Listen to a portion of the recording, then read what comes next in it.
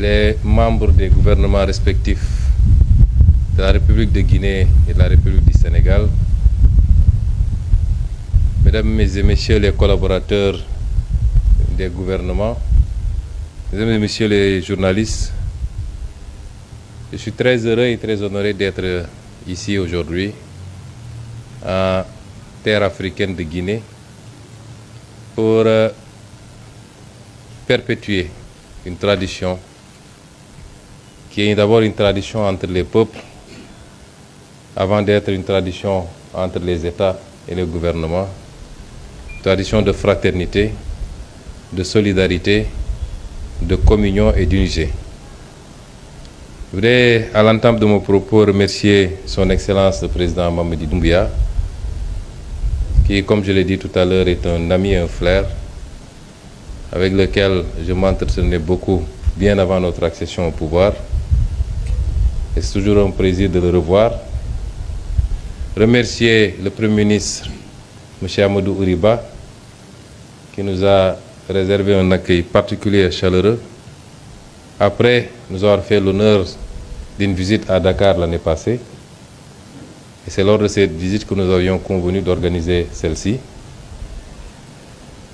Lui témoigner de mon amitié, de ma confraternité et de mon engagement, ainsi que celui de tout mon gouvernement, à œuvrer avec le gouvernement de la République sœur de Guinée pour hisser les relations entre nos pays à des niveaux jamais atteints. Monsieur le Premier ministre l'a dit tantôt, j'ai choisi de mener cette tournée qui, après la Côte d'Ivoire, m'amène en Guinée, avant de continuer sur votre voisin, la Sierra Leone. Non pas pour venir faire ce qui avait été fait, parce qu'il y a une dizaine de jours à peine, la commission mixte entre nos deux pays s'est réunie sous la conduite des deux ministres des Affaires étrangères et avait permis de relancer cette coopération qui était en léthargie depuis plus de 10 ans maintenant, par la signature d'une quinzaine de protocoles, une quinzaine d'accords dans tous les domaines quasiment, en tout cas dans les domaines de la pêche et l'aquaculture, la défense, l'éducation ou l'enseignement supérieur, et j'en passe et j'en passe. Si je suis venu aujourd'hui, c'est pour qu'ensemble, nous puissions catapulter, je choisis bien le mot, il s'agit de catapulter cette relation pour lui faire prendre son envol. La relation, elle est saine, elle est solide, et comme je l'ai dit à l'entame de mon propos, elle est d'abord portée par les peuples, puisqu'il y a beaucoup de ressortissants sénégalais établis en République de Guinée et beaucoup de ressortissants guinéens établis en République du Sénégal. Et de part et d'autre, ces ressortissants sont très bien traités, sont très bien intégrés. Ils travaillent, ils gagnent leur vie, s'y marient quelquefois, s'y installent, ils achètent des maisons. Donc c'est les peuples et les populations d'abord qui forment l'assise de cette relation. Et nous devons continuer dans une époque de discours d'exclusion, de xénophobie, à parler à nos populations, à les sensibiliser qu'au-delà des frontières ici du découpage colonial, nous formons un seul et même peuple et nos destins sont liés. Forte ensuite de par l'impulsion qu'à travers les générations, les chefs d'État lui ont donné cette relation, mais que nos deux chefs d'État actuels, son Excellence le Président Mamadi Doumbouya et son Excellence le Président Bassirou Diomaye Faye, ont décidé d'approfondir.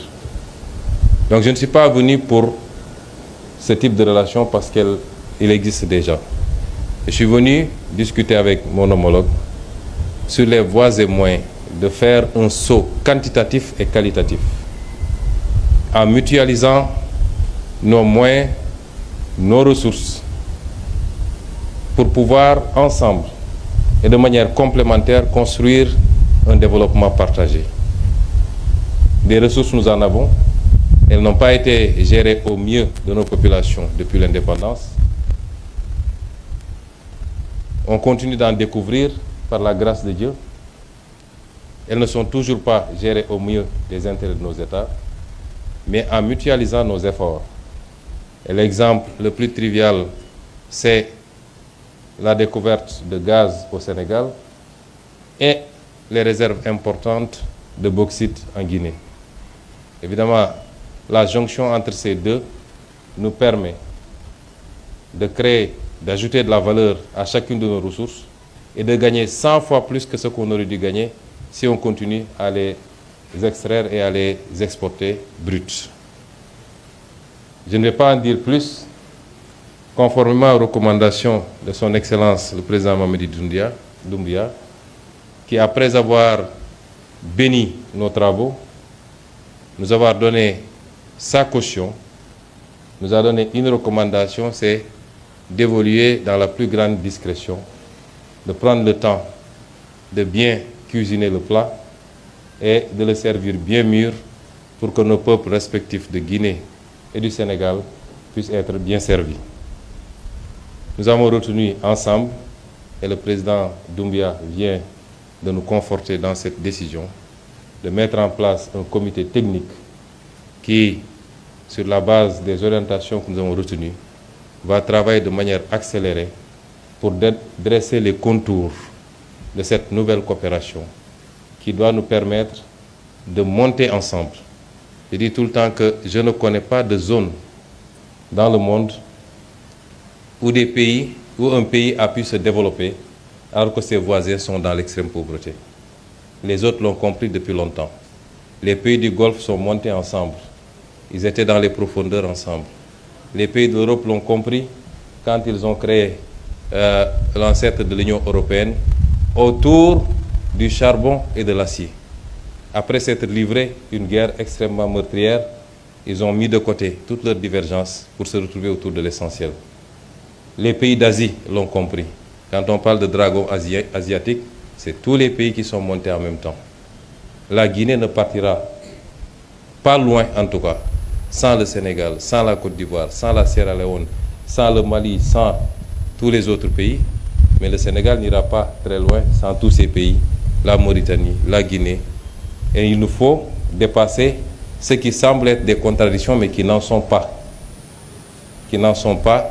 Et les enjeux que nous devons avoir devant nous sont plus importants que les divergences qui relèvent beaucoup plus de clichés, de malentendus que de réalité.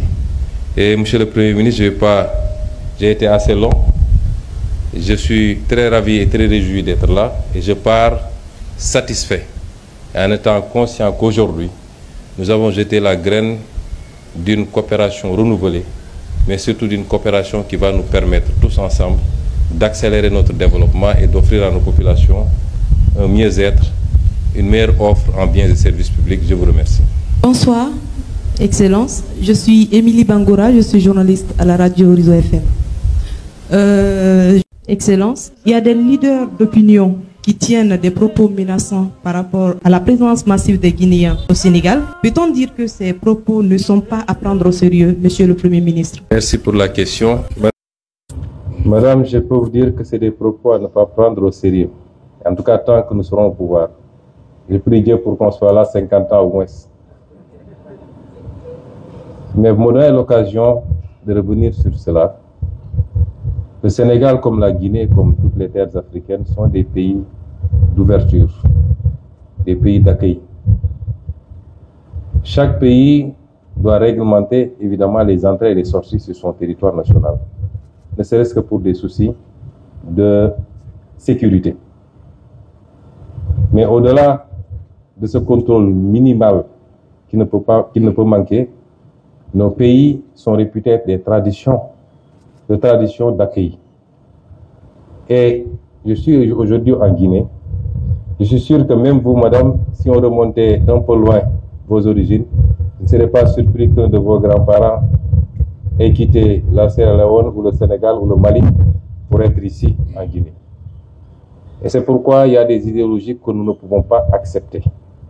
Elles sont intolérables. Nous ne pouvons pas accepter des idéologies xénophobes. Le Sénégal est un pays démocratique où la liberté d'expression est garantie, la liberté d'association également, mais ces libertés sont encadrées. Je peux rassurer que tous les Guinéens, vous connaissez déjà mes positions sur la question, que j'ai exprimées à toutes les occasions à l'Assemblée nationale lors de la campagne électorale. Je peux rassurer les Guinéens qui vivent au Sénégal qu'ils sont chez eux, ils continuent à être chez eux. Et je sais que les Sénégalais qui vivent ici, que j'ai rencontrés hier, sont traités de la même manière ici, en République de Guinée. De manière générale, la question que vous soulevez maintenant me permet d'aborder une autre sur les discours d'intolérance et de haine facilités par les réseaux sociaux. Je voudrais appeler notre jeunesse à prendre conscience que cela ne les grandit pas. Ce n'est pas toute notre jeunesse, mais ceux qui se livrent à ces discours. Quelquefois appuyés par des politiques, malheureusement. Les problèmes que nous avons à l'intérieur de nos pays ne sont pas dus à la présence d'étrangers. C'est dû à l'incapacité de nos leaders dans le passé à gérer nos pays au mieux de leurs intérêts. C'est dû à la corruption endémique, c'est dû à